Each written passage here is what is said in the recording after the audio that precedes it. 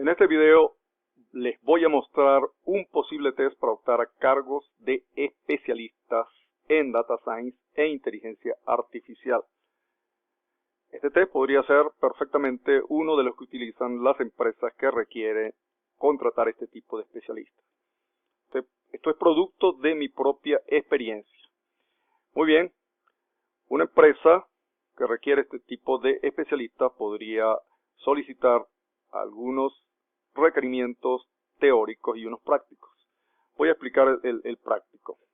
Bueno, podría solicitar que escoja un algoritmo de su preferencia para utilizar una base de datos que nos es suministrada y con ello clasificar por rango de edades los rostros o las personas que aparecen en un conjunto o en las imágenes que forman el dataset.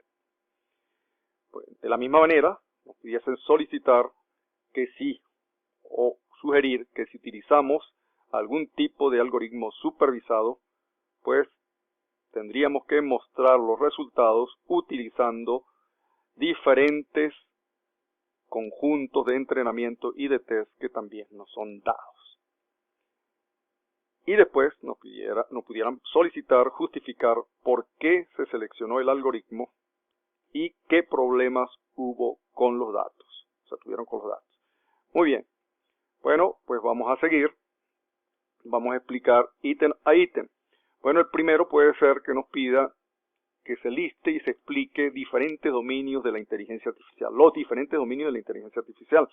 Bueno, yo escribí lo siguiente. La aplicación de la inteligencia artificial en la actualidad es muy amplia, por lo que es muy difícil indicar con precisión los dominios. Sin embargo, yo me voy a atrever a hacer una lista, corriendo el riesgo de dejar por fuera algunos campos de aplicación y de separar algunos dominios que pudieran ser vistos como uno solo.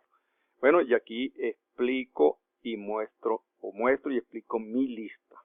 Lo mismo, esto sigue siendo la lista de los dominios que yo considero existen de la inteligencia artificial. Luego aparecen otras preguntas, otros requerimientos, como este.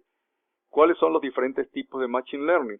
Bueno, yo digo que los diferentes tipos de aprendizaje, los comunes, son el aprendizaje supervisado, el aprendizaje no supervisado, el aprendizaje por refuerzo, y también se puede considerar al Deep Learning como otro tipo de aprendizaje, aunque muchos investigadores consideran al Deep Learning como una extensión del Machine Learning y concretamente del campo de aplicación de las redes neuronales artificiales.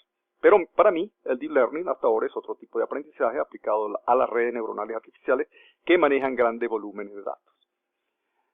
Para su aprendizaje y para los que no se requiere de manera directa parametrización o extracción de características de los patrones de los que aprende. Bueno, luego nos solicitan qué es el sobreajuste de un modelo y cómo evitarlo y dar un ejemplo. Bueno, yo aquí en estos dos párrafos, el primero y el segundo, explico qué es el sobreajuste y cómo evitarlo, y acá en el tercer párrafo doy un ejemplo. Mi ejemplo es el siguiente. Supongamos que construimos un sistema de inteligencia artificial para identificar 10 frases pronunciadas en un mismo idioma por mujeres de un mismo país de edades entre 30 y 40 años. Y que queremos que ese sistema sea un sistema para reconocer esas pronunciaciones típicas de las mujeres de un país. Supongamos que se trabaja con 5 pronunciaciones de cada una de las frases y por cada mujer, y que se contratan a 15 mujeres, muy pocas realmente, para obtener tanto los patrones de entrenamiento como de test. Para el propósito que se persigue, ese sistema estará sobreajustado, es decir, reconocerá muy bien las pronunciaciones tanto de entrenamiento como de test, incluso de las mujeres a quienes se le tomaron las muestras de sus pronunciaciones, pero seguramente fallará en un alto porcentaje para reconocer las frases pronunciadas por mujeres que no intervinieron en el entrenamiento y que pueden ser de cualquier parte del país. Para corregir ese sobreajuste hay que ampliar el tamaño de las muestras, es decir, ampliar el número de pronunciaciones por frases e igualmente recurrir a muchas más mujeres para crear los patrones de entrenamiento y hasta utilizar cada uno de los enfoques mencionados en este párrafo para corregir sobreajuste. Bueno, luego nos piden explique diferentes formas para evaluar el rendimiento de un modelo de Machine Learning. Bueno, muchas métricas, pero yo escribo lo siguiente. Para evaluar el rendimiento de los modelos de Machine Learning hay muchas métricas, lo que significa que ninguna es tan buena como uno quisiera. Algunas métricas son buenas para medir el rendimiento para algunos casos de uso y otras son buenas para otros casos. Es decir, no hay una métrica general y que sirva en todos los casos. Yo voy a nombrar algunas de las más comunes utilizadas y las que realmente he utilizado. menciono algunas métricas para casos de clasificación partiendo de la matriz de confusión, y acá hay alguna aclaratoria de lo que es la matriz de confusión, y a partir de allí se obtienen estas métricas. Y luego para casos de regresión pues tengo otras métricas, le menciono otras, esta, pero aquí hay más métricas para casos de regresión, y para los casos de clustering pues le menciono 3 métricas solamente. Muy bien, estas métricas de regresión todavía. Muy bien, ahora nos pueden preguntar cuáles son los diferentes componentes de del procesamiento del lenguaje natural. Bueno, pues un analizador morfológico de léxico, un analizador sintáctico, un analizador semántico, un integrador de discurso y un analizador pragmático.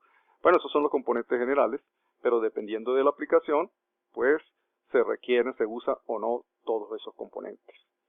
Muy bien. Luego, otra pregunta. ¿Qué es el stemming y la lematización en procesamiento del lenguaje natural?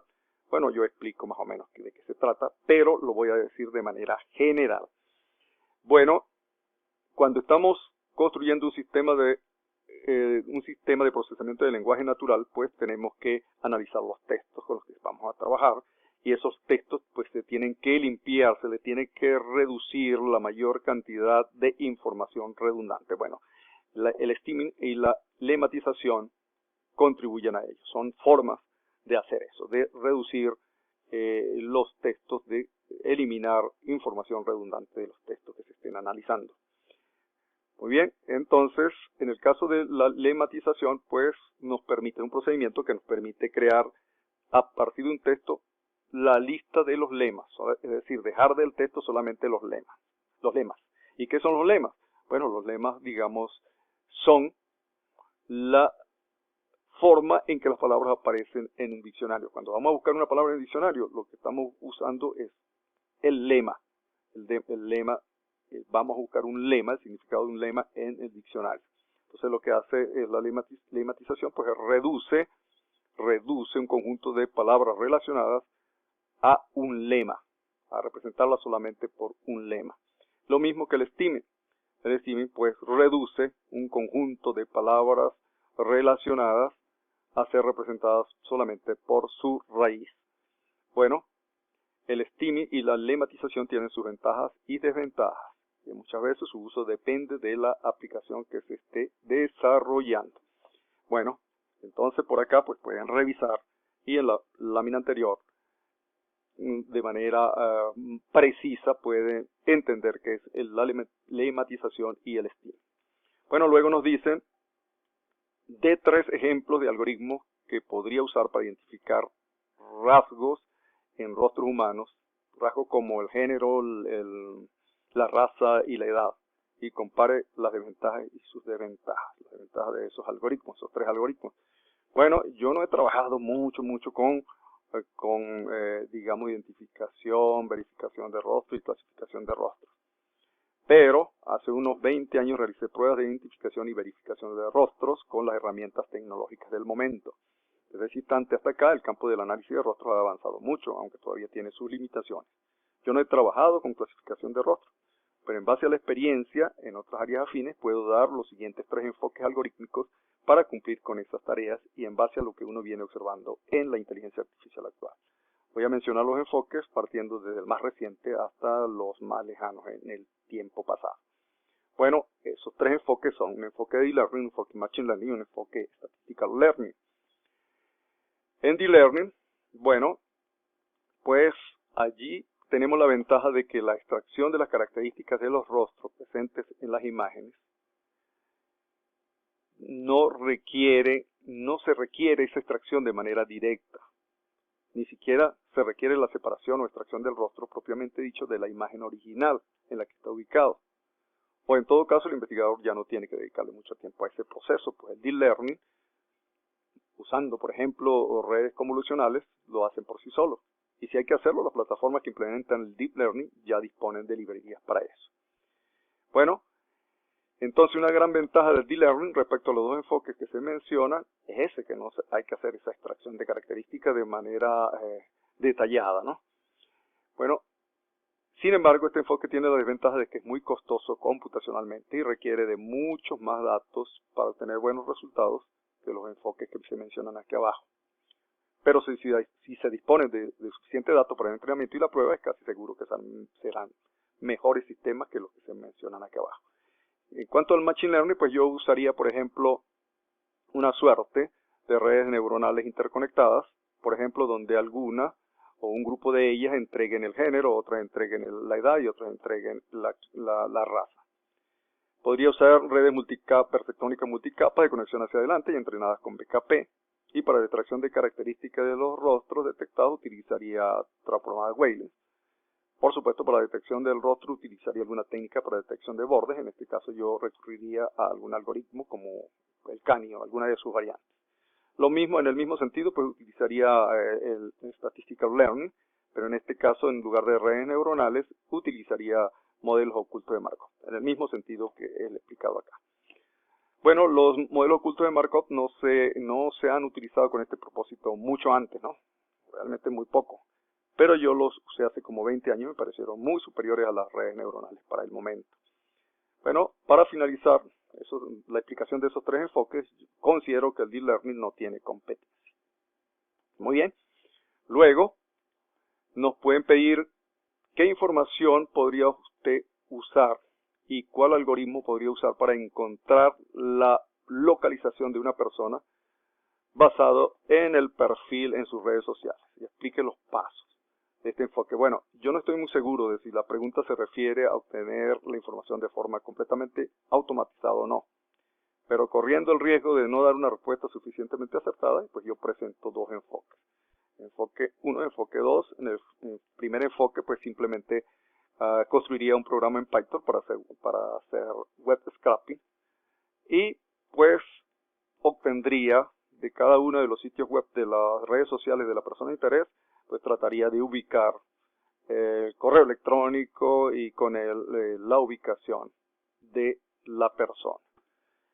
Bueno, ese sería el caso no completamente automatizado, porque tendría que ubicar, por ejemplo, correo electrónico, colocar el correo electrónico en un buscador y así tratar de ir a todas las redes sociales, a la página de las redes sociales de la persona de interés.